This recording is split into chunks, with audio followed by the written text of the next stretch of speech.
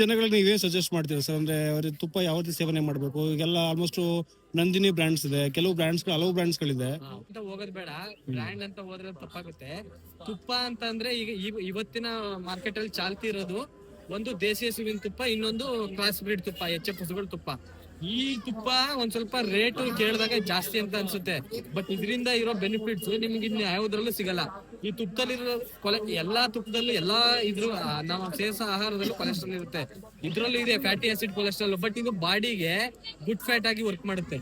ಇದು ದೇಶೀಯ ಹಸುವಿನ ತುಪ್ಪದಲ್ಲಿ ಮಾತ್ರ. ಬಟ್ ಬೇರೆ ತುಪ್ಪ ನೀವು ಕ್ರಾಸ್ ಬ್ರೀಡ್ ಹಸು ತುಪ್ಪ ಎಲ್ಲ ಯೂಸ್ ಮಾಡಿದಾಗ ನಿಮ್ಮ ಪೋಷಕಾಂಶ ಕಮ್ಮಿ ಸಿಕ್ಕಿ ನಿಮಗೆ ಬಾಡಿಗೆ ಕೊಲೆಸ್ಟ್ರಾಲ್ ಜಾಸ್ತಿ ಆಡ್ ಆಗುತ್ತೆ.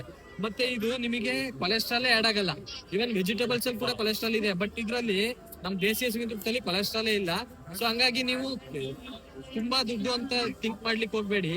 ಒಂದ್ ಸ್ವಲ್ಪ ತಗೊಂಡ್ರು ಹೆಲ್ತಿ ಇರೋ ಪ್ರಾಡಕ್ಟ್ ನ ತಿನ್ನಿ ಅಂತ ಹೇಳಲಿಕ್ಕೆ ಇಷ್ಟಪಡ್ತೀನಿ ಸರ್.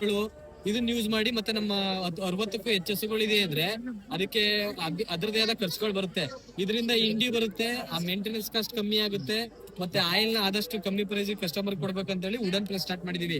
ಇನ್ ಗೀ ಪ್ರೋಸೆಸ್ ಎಲ್ಲ ಬಂದು ಅದೇ ಹಸುಗಳಿಗೆ ನ್ಯಾಚುರಲ್ ಆಗಿ ಫೀಡಿಂಗ್ ಮಾಡಿ ಹಾಲ್ನ ಕರ್ದಿದ್ದನ್ನ ಕಾಯಿಸಿ ಅದನ್ನ ಮೊಸರು ಮಾಡಿ, ಮೊಸರನ್ನ ಬೆಣ್ಣೆ ತೆಗೆದು ಬೆಣ್ಣೆಯಿಂದ ಡೈರೆಕ್ಟ್ ತುಪ್ಪ ಮಾಡ್ತೀವಿ. ತುಪ್ಪ ಮಾಡಿದ ಒಂದ್ 2 days ಸೆಟ್ ಆದ ನಂತರ ಡೈರೆಕ್ಟ್ ಗ್ಲಾಸ್ ಬಾಟಲ್ ಫಿಲ್ ಮಾಡಿ ನಮ್ದೇ ಬ್ರ್ಯಾಂಡ್ ಅಲ್ಲಿ ಏನಾದ್ರೂ ಆನ್ಲೈನ್ ಆರ್ಡರ್ ಬಂತು ಬೆಂಗಳೂರು ಈ ತರ ಹೊರಗಡೆ ಕರ್ನಾಟಕದ ಒಳಗಡೆ, ಕರ್ನಾಟಕ ಬಿಟ್ಟು ಆಚೆ ಬಂದ್ರು ನಾವು ಇಂಡಿಯಾ ಪೋಸ್ಟ್ ಟೈ ಅಪ್ ಆಗಿದೀವಿ. ಇಂಡಿಯಾ ಪೋಸ್ಟ್ ಮುಖಾಂತರ ಡೈರೆಕ್ಟ್ ಮನೆಗೆ ಟ್ರೈನಿಂಗ್ ಕೂಡ ಕೊಡ್ತೀರಾ ರೈತರಿಗೆ? ಕೂಡ ಕೊಡ್ತಿದೀವಿ ಸರ್. ತಿಂಗಳ ಕೊನೆ ಭಾನುವಾರ ಟ್ರೈನಿಂಗ್ ಕೂಡ ಇರುತ್ತೆ.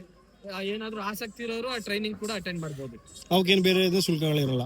ಅದಕ್ಕೆ ಈಗಿನ ಪರಿಸ್ಥಿತಿಯಲ್ಲಿ ಅದಕ್ಕೆ ಶುಲ್ಕ ಆಗ್ಲಿ ಮತ್ತೊಂದಾಗ್ಲಿ ಇಲ್ಲ.